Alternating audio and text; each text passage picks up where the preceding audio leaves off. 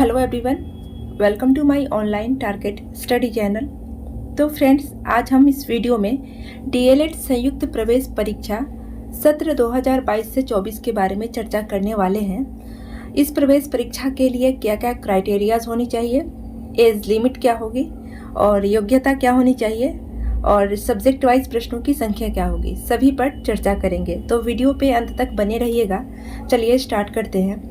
तो सबसे पहले बिहार डीएलएड प्रवेश सत्र 2022, इसमें भाग लेने वाले जो कॉलेज हैं उसके बारे में जान लेते हैं। तो बिहार भर में कई कॉलेज हैं जो प्रवेश के समय डीएलएड परीक्षा स्कोर स्वीकार करते हैं। यानी कि बिहार में ऐसे बहुत सारे कॉलेज हैं जो प्रवेश के लिए प्रवेश परीक्षा लेते हैं और राज्य भर में डीएलएड प्रवेश में लगभग 250 कॉलेज भाग ले रहे हैं। यानी कि इस बार पूरे राज्य में लगभग 250 कॉलेज जो हैं वो डीएलएड प्रवेश में भाग ले रहे हैं। और बिहार बोर्ड द्वारा जारी उसी की सूची बिहार बोर्ड विविध की आधिकारिक वेबसाइट पर देखी जा सकती है। यानी कि जो कॉलेज भाग ले रहे हैं सभी कॉलेजों की सूची बिहार के आधिकारिक वेबसाइट पर आप जाकर चेक कर सकते हैं।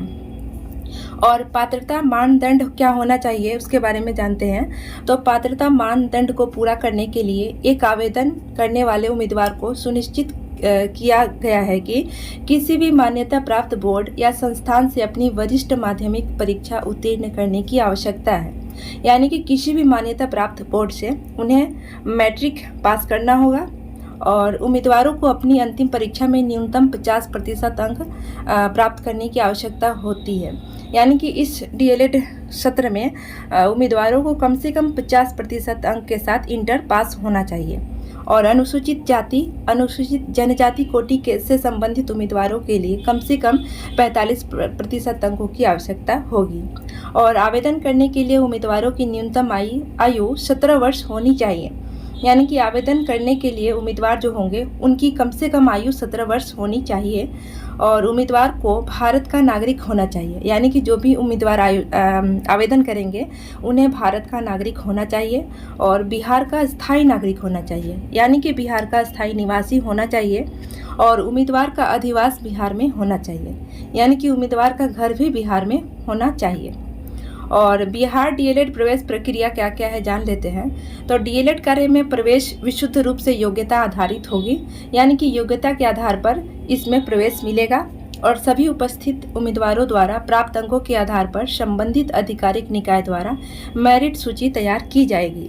और मेरिट सूची की घोषणा के बाद प्रवेश परीक्षा के अंतिम चरण में काउंसलिंग शामिल होगी। यानी कि पहले छात्रों का मेरिट बनेगा, उसके बाद काउंसलिंग होगी, तब उनको प्रवेश मिलेगा।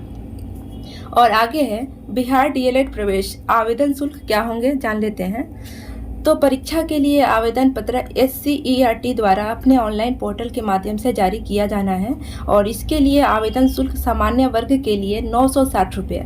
यानी कि सामान्य वर्ग के लोगों के लिए आवेदन शुल्क 960 रुपये होंगे और ST SC दिव्यांग कोटि के लिए 760 रुपये शुल्क रखा गया है। और परीक्षा के लिए आवेदन शुल्क का भुगतान निम्नलिखित तरीकों से की जा सकती है। यानी कि credit card, debit card, net banking और इलाहाबाद बैंक भुगतान गेटवे सेवा के द्वारा आप भुगतान कर सकते हैं। और आवेदन कैसे करें इसके बारे में जान लेते हैं। तो इच्छुक उम्मीदवार SCERT की आधिकारिक वेबसाइट पर लॉगिन कर सकते हैं। यानी कि जो भी इच्छुक उम्मीदवार हैं आवेदन करने के लिए वे SCERT की आधिकारिक वेबसाइट पर जाकर लॉगिन कर सकते हैं और बिहार डीएलएड परीक्षा से संबंधित लिंक पर भी क्लिक करके अपने फॉर्म को भर सकते हैं। आगे है परीक्षा का एडमिट कार्ड बोर्ड के द्वारा परीक्षा से 10 दिन पहले जारी किया जाता है। यानी कि प्रवेश परीक्षा जो होगी उस परीक्षा के 10 दिन पहले छात्रों को एडमिट कार्ड मिल जाएगा। आगे है बिहार डीएलएड प्रवेश 2022 आवश्यक दस्तावेज क्या क्या होने चाहिए। तो वैध संपर्क विवरण, यानी कि जो उनका डॉक्यूमेंट होगा वो वैध होना चाहिए। आवश्यक विनिर्देशन का पासपोर्ट आकार फोटो, यानी कि पासपोर्ट साइज फोटो होना चाहिए। और 10वीं और 12वीं की परीक्षा की मार्कशीट होनी चाहिए। और परीक्षा पैटर्न को जान लेते हैं। तो परीक्षा एक लिखित परीक्षा है जिसमें उम्मीदवारों को निर्दिष्ट अनुसार पेंसिल या पेन का उपयोग करके OMR शीट पर अपनी पसंद के उत्तर दर्ज करने होंगे। यानी कि परीक्षा जो होगी वो ऑफलाइन होगी और OMR शीट पर अपने उत्तर आप भर सकते हैं। और परीक्षा की अवधि जो होगी वो 2 घंटे 30 मिनट की होगी। परीक्षा पूरा करने के लिए आवेदकों को 150 मिनट का समय लगेगा, यानी कि 2.5 घंटे का समय मिलेगा। और प्रवेश के लिए उपस्थित होने वाले प्रत्येक आवेदक को परीक्षा में 150 प्रश्नों का उत्तर देना होगा, यानी कि प्रत्येक आवेदक जो होंगे उनको 150 प्रश्नों का उत्तर देना होगा। और सभी प्रश्न MCQ आधारित होंगे, यानी कि सभी प्रश्न जो होंगे वो ऑब्जेक्टिव टाइप के होंगे। और प्रवेश के लिए कुल अंक 150 प्रश्नों के लिए 450 होंगे, यानी कि कुल प्रश्न 150 होंगे और अंकों की संख्या होगी 450, यानी कि प्रति क्वेश्चन पे 3 अंक मिलेगा। आगे सब्जेक्ट वाइज जान लेते हैं। तो सामान्य हिंदी या सामान्य उर्दू के लिए 30 प्रश्न होंगे और अंकों की संख्या 90 होगी। गणित के लिए भी 30 प्रश्न होंगे, अंकों की संख्या 90 होगी। विज्ञान के लिए 20 प्रश्न होंगे, अंकों की संख्या 60 होगी।